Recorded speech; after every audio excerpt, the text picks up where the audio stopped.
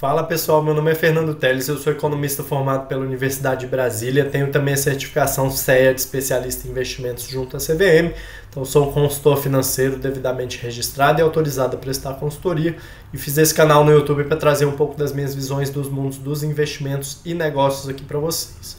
Tenho falado muito a respeito de fundos imobiliários, vou continuar nesse tema hoje a pedido de um dos inscritos do canal. Pediu para que eu falasse um pouco sobre o ABCP11, o Fundo Imobiliário Gran Plaza Shopping, e eu vou falar dele. Antes de começar, só preciso fazer aquele disclaimer clássico de que esse vídeo não se trata de uma recomendação de investimentos, você deve encará-lo como um vídeo educativo e informativo para daqui extrair melhores informações para a sua própria tomada de decisão de investimentos, tá bom? Então, feito o disclaimer, vamos lá, ABCP11, Fundo Imobiliário Gran Plaza. É um fundo já estabelecido no mercado há muito tempo, desde 1996, 97.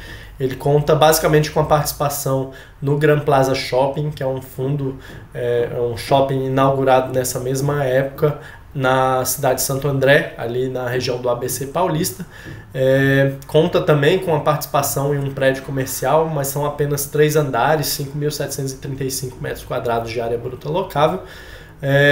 O que não é muito relevante para o fundo, tá? Então, o investidor que investe nesse fundo basicamente vai participar dos resultados financeiros do Shopping Gran Plaza de Santo André, tá bom? Vou dividir a análise hoje numa análise operacional e financeira dos resultados atuais do shopping e também das questões judiciais e os impactos que elas podem trazer ao investidor, tá? Para mim são os 2 pontos principais que o investidor tem que ter em mente ao tomar a decisão de investir nesse fundo. Então, começando pela análise operacional e financeira, como todo shopping center, ele passou por grandes dificuldades durante a pandemia, nos anos 2020 e 2021. A gente teve ali os lockdowns nesses anos, onde os shoppings deixaram de operar, a não ser suas operações essenciais, né, que seriam supermercados e farmácias, mas todos os outros lojistas tiveram que fechar suas portas por alguns meses nesses anos, tá?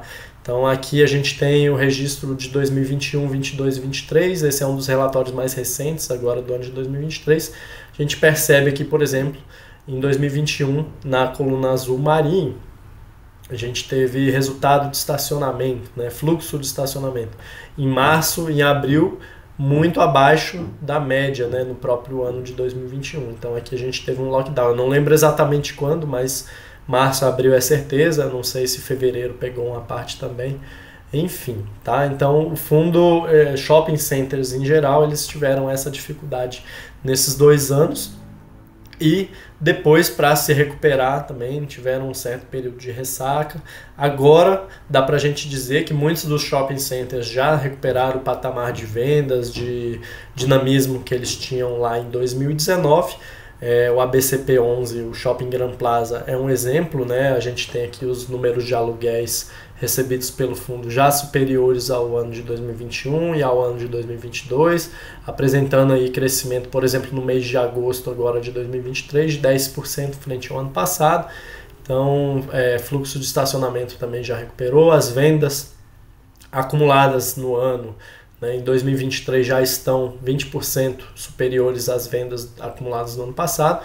Lembrando que 2023 não está um ano fácil para o varejo, tá? Como eu disse, ainda há essa ressaca da pandemia. Por exemplo, houve um aumento muito grande da inadimplência, do corte, né, da redução de crédito para as vendas, tá? Então a gente ainda vive uma certa ressaca de pandemia no setor de varejo em geral e no de shopping centers também. Mas os números hoje estão redondos.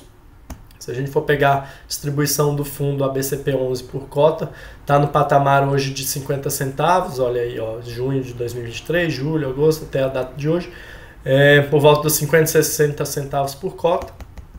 Se a gente for lá no ano de 2019, a gente tinha esse mesmo patamar, tá, por volta dos 45 centavos por cota, 49 centavos por cota.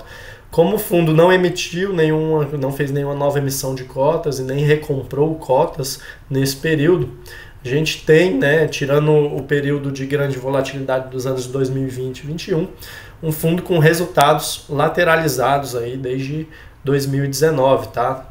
Os rendimentos hoje estão mais ou menos no mesmo patamar que estavam em 2019. Se a gente considerar que a inflação nesse período de 2019 a 2023 foi bastante grande, então a gente vê que em termos reais o fundo, né, o shopping, não conseguiu superar ainda os seus resultados de 2019. Isso pode indicar uma certa perda de competitividade, tá? Seja por qual fator for, né? Seja pelo desenvolvimento do e-commerce, seja porque o shopping não conseguiu acompanhar as novas demandas dos clientes, enfim, né, por algum tipo de nova competição ali na região.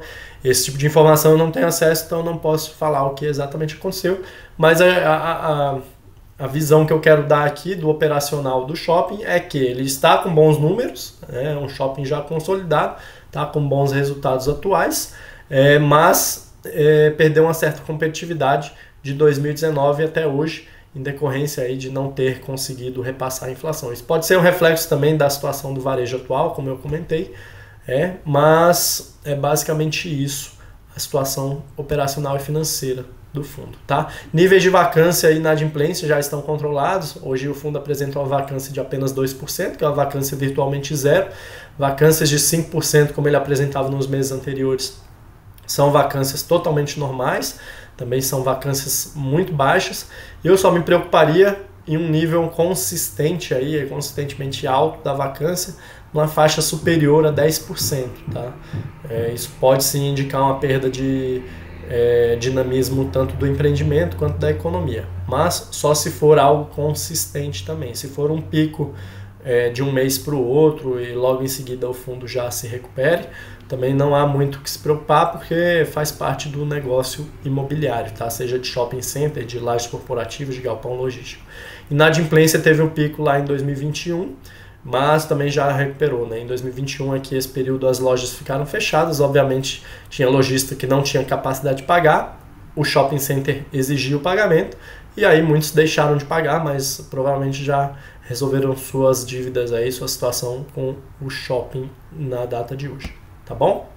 Então basicamente essa visão financeira. Visão das questões judiciais e dos riscos judiciais, tá? O fundo ele recebeu uma autuação da Receita Federal em agosto de 2020, durante a pandemia, ou seja, foi um fator que trouxe ainda mais volatilidade para o fundo. E basicamente isso aconteceu porque a Receita Federal viu que o fundo se enquadrava no artigo 2º da Lei 9.779 de 1999, que é a lei que regulamenta, que diz sobre a tributação dos fundos imobiliários, tá? A gente tem a Lei 3668, logo na frente a gente vai ver, né, o número da lei certinho, que regulamenta e cria a estrutura de fundos imobiliários, e a Lei 9779, que fala a respeito da tributação.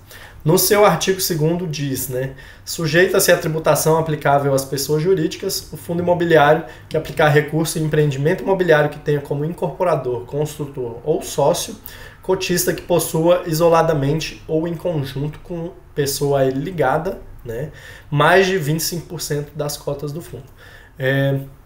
A Receita Federal chegou nessa autuação e no enquadramento no artigo 2º aqui da Lei 9779, porque, né, o fundo, né, o Gran Plaza Shopping, o ABCP11, ele tem como um cotista majoritário, né, com mais de 60% das ações, das cotas do fundo, a antiga CCP, que hoje chama-se SYN, S-Y-N, né? A CCP, a sigla deriva de Cirela Commercial Properties, né? E a CCP já foi uma subsidiária, né, uma parte ligada à Cirela, que foi a construtora do shopping lá em 1996 e 97, tá? Então foi por isso que a Receita Federal chegou a essa análise de que o fundo deveria ser enquadrado como pessoa jurídica, em decorrência da participação acima de 25% da CCP no fundo e pelo fato da CCP ter sido subsidiária controlada da Cirela, tá? A CCP ela deixou de ser uma controlada da Cirela no ano de 2005, quando a Cirela realizou seu IPO, tanto da própria Cirela, né, quanto das próprias CCP. A Cyrela ficou como a construtora do seu Eli Horn, né, focada na construção hoje principalmente de imóveis, principalmente na região de São Paulo, e a CCP era a empresa de propriedades imobiliárias do grupo. Tá? Então, basicamente, a CCP possui imóveis geradores de renda. Tá? Ambas ações são listadas em bolsa até hoje.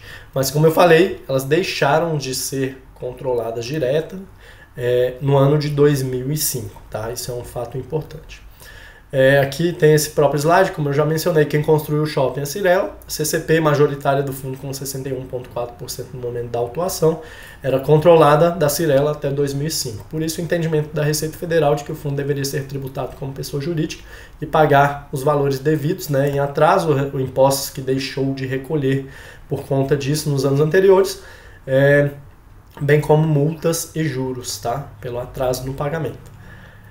A meu ver, a probabilidade do fundo ser autuado de fato e perder esse processo frente à Receita Federal é baixa, tá? Mas eu não sou advogado, eu não sou juiz, eu não tenho acesso a todos os documentos que os juízes vão ter para tomar essa decisão, mas, a meu ver, né, a probabilidade dessa autuação ser concretizada de fato é baixa. Isso por quê? Né? Porque, de fato, né, o que sustenta a possibilidade da CCP e do fundo perder esse processo é o fato da CCP ter sido controlada da Cyrela, mas ela já não é mais desde 2005.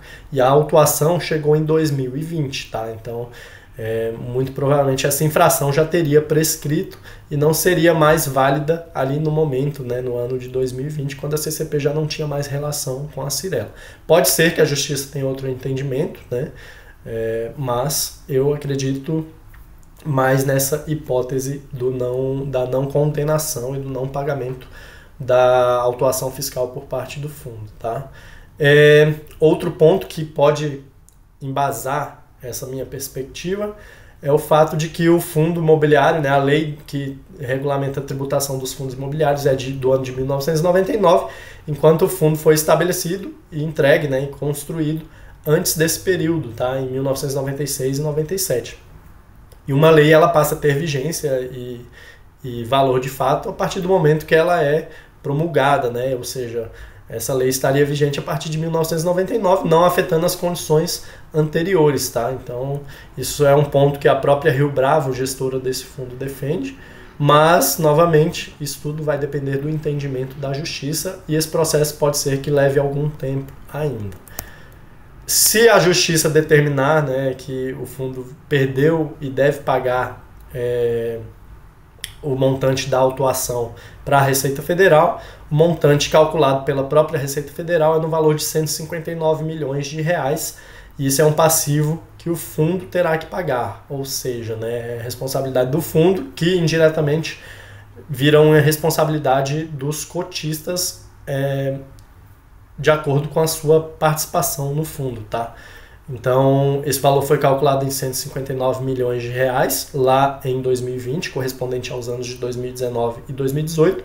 Como esse processo está rolando na Justiça ainda, em caso de perda do fundo para a Receita Federal, pode ser que esse valor venha a aumentar em decorrência dos impostos devidos dos anos de 2020, 2021, 2022 também, tá? Então pode ser que esse valor aumente em proporção ao patrimônio líquido do fundo.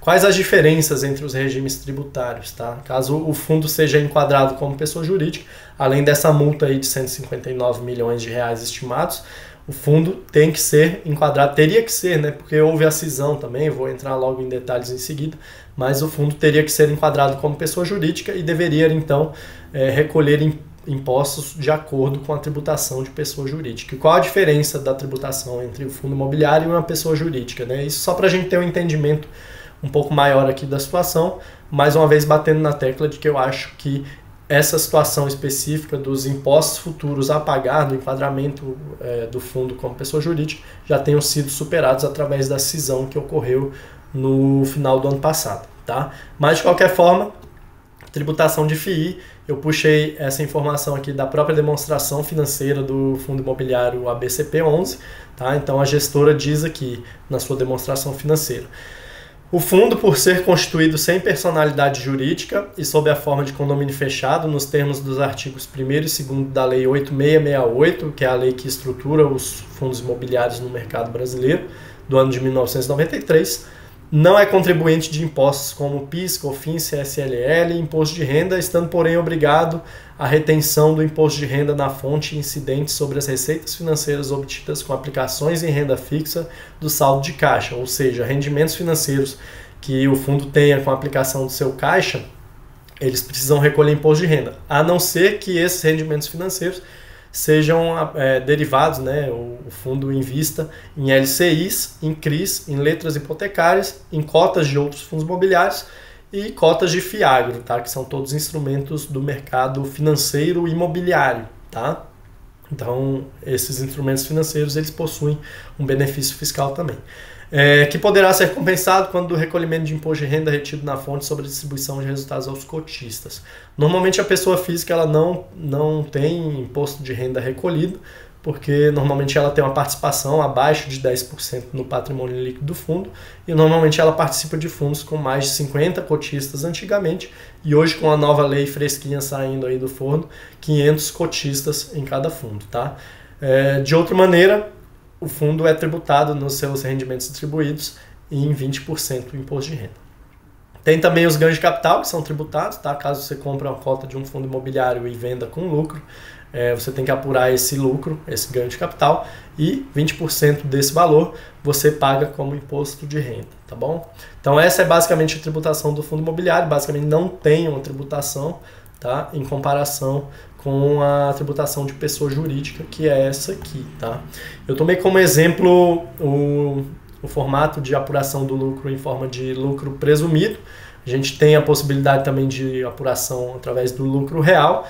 Isso daria, através do lucro real, daria uma alíquota ainda maior. Então, eu optei por mostrar aqui a alíquota menor para atividades de administração, locação ou cessão de bens imóveis, tá? Que seria a atividade que o shopping exerce, tá? Ele aluga seu espaço para lojistas e fatura uma receita em decorrência desse serviço prestado.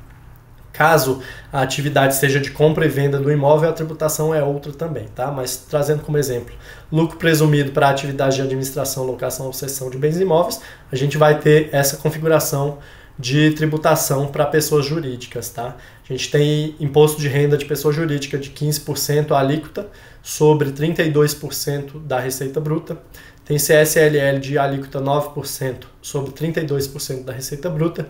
Tem a alíquota adicional de 10% de imposto de renda sobre 32% da receita bruta que exceder R$60 mil por trimestre, ou seja, o fundo se enquadra nessa situação, aí já pagaria uma alíquota total aí de 25%. Tem também o PIS de 0,65% sobre a receita bruta total e COFINS de 3% sobre a receita bruta total.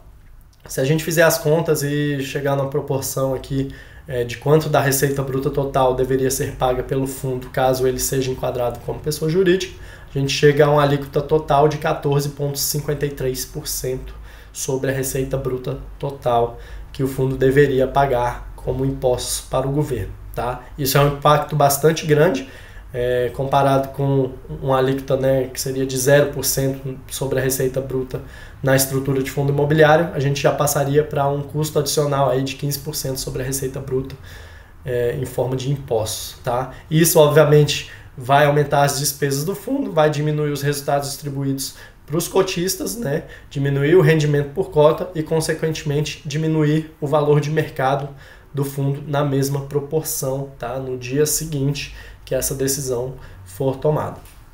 Mas, como eu disse, o fundo já realizou a cisão, tá? A CCP já saiu do fundo Gran Plaza Shopping, migrou a sua participação para um fundo exclusivo dela, que ela é a única cotista com 100%, que é o fundo SIM, tá? Então esse risco acredito que já tenha sido superado.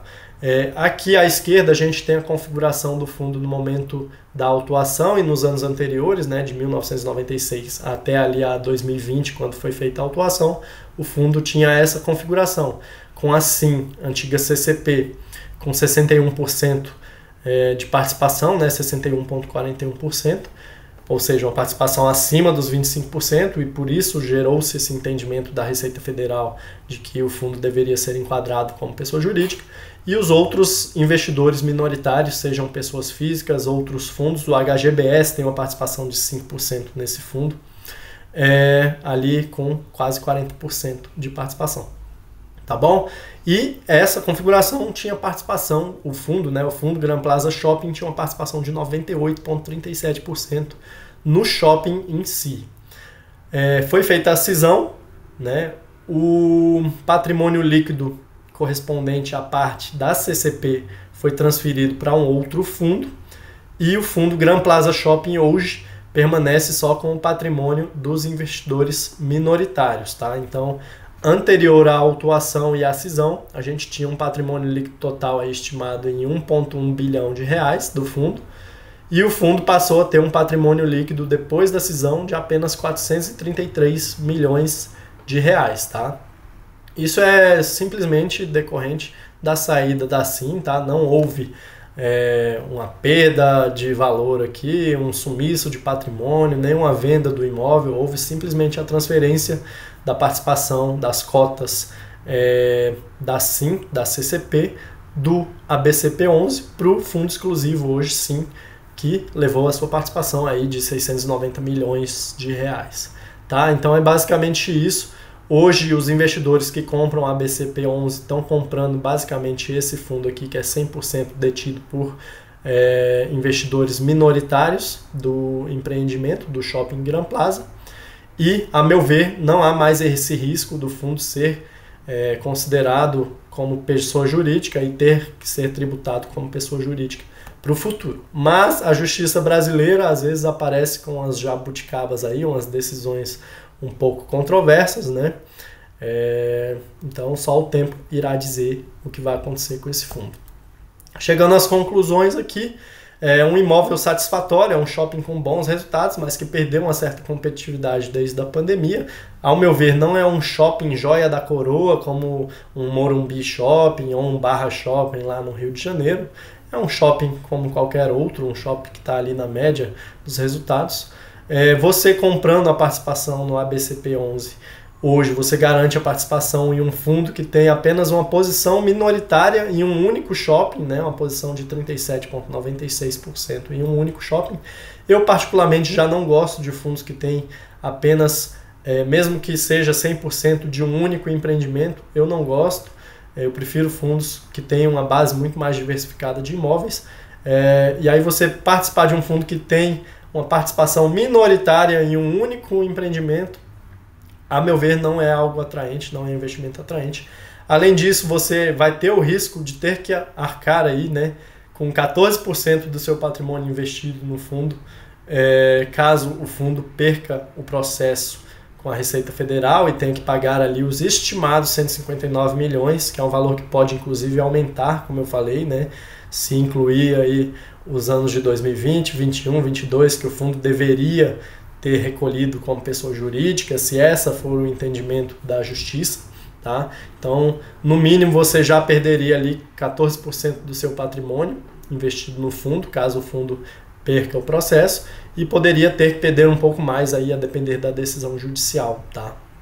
Então, um processo provavelmente vai se estender ainda por mais alguns anos na justiça, e é isso, eu não sei o desfecho que vai ter, isso vai depender tudo do entendimento da justiça. A meu ver, é muita confusão para um baixo potencial de upside em caso de sucesso do fundo, caso o fundo não tenha que arcar com esses 159 milhões aí de impostos passados e de multa, tá? Caso o entendimento da Receita Federal esteja errado, é isso, basicamente. Tá bom, pessoal? Então, basicamente é isso, a minha percepção aqui do ABCP11. Se você viu esse vídeo até aqui, se você gostou, eu vou pedir para você deixar o seu like, se inscrever no canal. Eu estou sempre trazendo conteúdos com bastante informação e conteúdos mais técnicos aqui para vocês. Espero que vocês estejam gostando, espero que tenha sido didática a minha explicação aqui. Se vocês quiserem me seguir lá no Instagram também, @fersenando, vou deixar aqui abaixo na descrição. E até a próxima, até o próximo vídeo. Bons investimentos, pessoal!